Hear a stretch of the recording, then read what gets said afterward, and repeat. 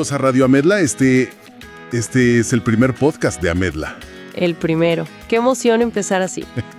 Sí, y la idea, bueno, a partir de hoy, es empezar a analizar a fondo los webinars que se han presentado en Amedla a través de Twitch. Sacarles todo el jugo.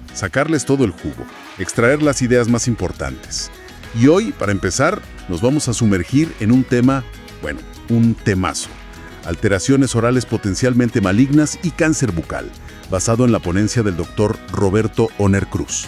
Es un tema crucial y me parece perfecto para empezar.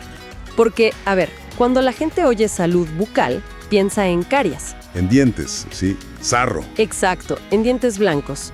Pero la ponencia del doctor Cruz nos obliga a cambiar el foco, a mirar más allá, a los tejidos blandos, la lengua, el paladar, las mejillas. Ahí es donde se libran batallas mucho más silenciosas. Y más peligrosas a menudo. Y esa es un poco la misión de hoy. La ponencia nos deja una pregunta en el aire. ¿Cuáles son esas señales sutiles, esos cambios que solemos ignorar, pero que podrían ser una primera advertencia? Esas banderitas amarillas. Vamos a explorar ese territorio. Para arrancar, hay un punto que el doctor Cruz deja clarísimo. Para entender el cáncer, primero hay que entender el mapa, la geografía de la boca. El terreno. Insiste mucho en que no todos los tejidos son iguales. Y me parece una idea muy potente. Es que es la base de todo. Piénsalo así, ¿no? No es lo mismo caminar sobre asfalto que sobre arena.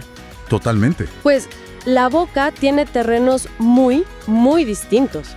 Por un lado tienes la mucosa del paladar duro, o la encía. Es un tejido grueso, rosado pálido y está queratinizado. O sea, tiene queratina, como la piel, como las uñas. La misma proteína. Es resistente, está hecha para aguantar. Es como la suela de un zapato, ¿no? Diseñada para el roce, la fricción de la comida, una armadura. Una analogía perfecta, una armadura. Pero luego le pides a alguien que levante la lengua y te encuentras con un mundo opuesto. Ajá. El piso de la boca, la parte de abajo de la lengua, es un tejido delgadísimo, rojo, casi traslúcido. Puedes ver las venas por debajo. O sea, cero protección. Cero protección y muy, muy vascularizado. Y esta diferencia es clave. Supongo que una lesión no se comporta igual en la armadura que en esa zona tan delicada. Para nada. Es que es determinante. Una lesión en el paladar tiene que atravesar una barrera gruesa, pero en el piso de la boca se encuentra con un tejido súper frágil y con acceso directo a toda la red de vasos sanguíneos. Una autopista para las células malas. Es una puerta de entrada mucho más fácil para que se infiltren y, viajen a otras partes. El lugar donde aparece una lesión ya te está contando la mitad de la historia. Entendido. El contexto lo es todo. Y esto me lleva a la siguiente idea. El cáncer no es un interruptor. No es algo que aparece de la noche a la mañana. No es un proceso. Una película a cámara lenta a nivel celular. Y la ponencia lo explica muy bien. Sí, se llama carcinogénesis.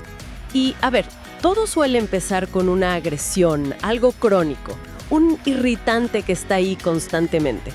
La primera defensa del tejido es la hiperplasia. ¿Más células? Exacto. Las células se multiplican para hacer una capa más gruesa, para protegerse. Como cuando te sale un callo en la mano por usar una herramienta. Es una analogía perfecta. El cuerpo dice, me atacan, necesito más soldados en la muralla. ¿Lógico? Pero si el ataque sigue, la cosa se complica. Entramos en la displasia. Y esa es la palabra clave, ¿no? Esa es la palabra clave, porque aquí ya hay desorden. Las células no solo se multiplican, sino que empiezan a cambiar de forma, a perder su arquitectura, se apilan de forma caótica. Ya no son soldados en fila. Son una multitud desorganizada. Esta es la verdadera señal de alarma, el desorden potencialmente maligno. Aquí todavía se puede intervenir. O sea, aún es reversible. Es reversible si quitas la causa. Pero si avanza, llegamos al carcinoma in situ. Y esto, por definición, ya es cáncer. Pero con un matiz. Con un matiz crucial. Están contenidas. Están atrapadas por encima de una cosa que se llama membrana basal, que es como el muro de contención de un sótano. El enemigo está en el castillo, pero no ha salido de la torre. Precisamente. El último acto es el carcinoma invasor. Ahí rompen ese muro. Y a partir de ahí tienen vía libre para invadir todo lo demás. Y ahí es donde entra un número que, la verdad, me pareció escalofriante por lo pequeño que es. 4 milímetros. Sí, y aquí hay un número que es realmente para no dormir, 4 milímetros. Menos del grosor de 2 monedas apiladas. Es nada. Es nada. Y según los parámetros oncológicos que cita el Dr. Cruz, esa es la profundidad de invasión que marca un antes y un después. Si un tumor la supera, la probabilidad de que ya haya enviado células a los ganglios del cuello, o sea, metástasis, aumenta de forma dramática. Jugamos un partido que se define en milímetros. Totalmente. Es una carrera contra el tiempo y la profundidad. Y si la clave es detectar antes, la ponencia se enfoca en la lesión potencialmente maligna más famosa, la leucoplasia. La mancha blanca. La mancha blanca, pero, y esto es importante, hace una advertencia. Calma, no toda mancha blanca es una sentencia. Es que es una aclaración fundamental para no generar pánico. Claro, no toda mancha blanca es. No, para nada. Lo primero que hace un clínico o que debería hacer es un trabajo de detective. A ver, ¿posibles culpables? Bueno, el más común, candidiasis, una infección por hongos. Y tiene un truco clásico. Si la raspas con una gasa, se desprende. Ajá, se va. Se va. También puede ser queratosis friccional, o sea, un callo por morderse la mejilla o por el roce en una prótesis. O sea que el primer paso es interrogar la escena del crimen. Esta persona usa prótesis, se muerde, usa un enjuague bucal muy agresivo. Exactamente. La lógica clínica. Eliminas los posibles irritantes y esperas. Se ajusta la prótesis, se le pide al paciente que deje el hábito y se da un plazo. La regla de oro. 15 días. 15 días. Si en 15 días esa lesión no mejora o desaparece, ahí sí. Deja de ser una mancha y se convierte en una sospechosa. Y ahí se le pone el cartel de desorden potencialmente maligno. Que, por cierto, la ponencia explica que este término reemplaza al de lesión precancerosa. Sí, y el cambio de lenguaje es importante. Lesión precancerosa sonaba a un destino inevitable. Como que sí o sí iba a acabar en cáncer. Exacto. El término actual, desorden potencialmente maligno, es más preciso.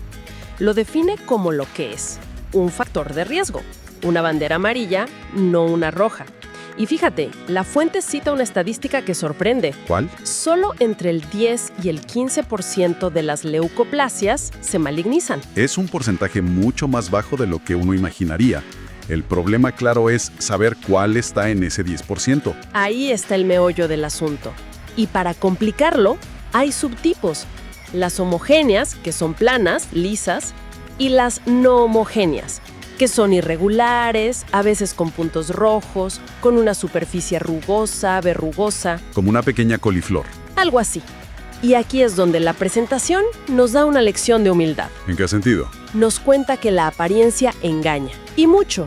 A veces, una lesión de aspecto terrible, muy verrugosa, la biopsias y es un simple callo, una hiperplasia benigna. ¿En serio? Y otras veces, una mancha blanquecina casi inofensiva puede esconder un carcinoma in situ. Nos enseña que no podemos fiarnos solo de nuestros ojos. Totalmente. Y esta idea de que no podemos fiarnos de la apariencia nos lleva de cabeza a una de las frases más fuertes, diría yo, del Dr. Cruz. Ajá. Él afirma, y cito, que el diagnóstico de leucoplasia no es suficiente y no nos sirve absolutamente para nada. Uf, es una bomba. Es una bomba. Pero es que tiene toda la razón del mundo. Decir, el paciente tiene una leucoplasia es como decir el paciente tiene fiebre. Es un signo, no un diagnóstico. Exacto. Estás describiendo lo que ves. Una mancha blanca. Pero no te dice nada de lo que pasa a nivel celular. La verdad, como dice la fuente, no está en el ojo. Está en el microscopio. O sea que no hay escapatoria. La única forma de saberlo es la biopsia. La biopsia y el análisis histopatológico. Es el único camino para responder la pregunta del millón. ¿Hay displasia? Y si la hay, ¿es leve, moderada o severa? De eso depende todo. Y aquí la fuente subraya la importancia de la comunicación entre el clínico y el patólogo. Así el ejemplo que da es tremendo. Es casi una denuncia. Recibir en el laboratorio un frasco con una muestra y una cinta adhesiva con un nombre. Y ya. sin fotos, sin historia clínica. Es como pedirle a un detective que resuelva un crimen solo con el casquillo de una bala. Claro, se pierde todo el contexto. El patólogo necesita saber si esa muestra viene de una lesión verrucosa o de una mancha plana. Esto redefine el propósito de la biopsia entonces. Por supuesto, no es para un sí o no al cáncer, es para graduar el riesgo. Si el informe dice displasia leve, quizás la conducta es vigilar, pero si dice displasia severa, Hay que actuar. hay que extirparla por completo, con márgenes de seguridad. La fuente incluso menciona una categoría para casos dudosos: queratosis de comportamiento incierto. Es una forma honesta de decir, veo cambios, pero no estoy seguro de cuán malos son, así que vamos a tratarlo con el máximo respeto. Increíble que la apariencia engañe tanto. Y eso me hace pensar en el origen. ¿Qué provoca todo esto? La ponencia habla de los sospechosos habituales. Tabaco y alcohol. Pero lo clave aquí es el concepto de efecto acumulativo. O sea, el cuerpo no olvida. No olvida. Dejar de fumar hoy es una decisión excelente, pero no borra el daño que 20 años de tabaco le hicieron a las células. La agresión puede haber cesado, pero las células recuerdan el daño y el cáncer puede aparecer 10 o 20 años después. Es una cuenta que no se pone a cero. Y más allá de estos dos, ¿qué más hay? Hay un actor que ha ganado mucho protagonismo: el virus del papiloma humano, el VPH. Ajá.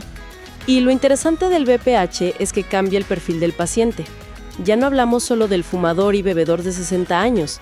El VPH se asocia más con cáncer en la parte de atrás de la boca, base de la lengua, amígdalas, y en pacientes más jóvenes, O sea, amplía el espectro de sospecha. que el Dr. Cruz describe como un enigma. Sí, el grupo de riesgo inesperado.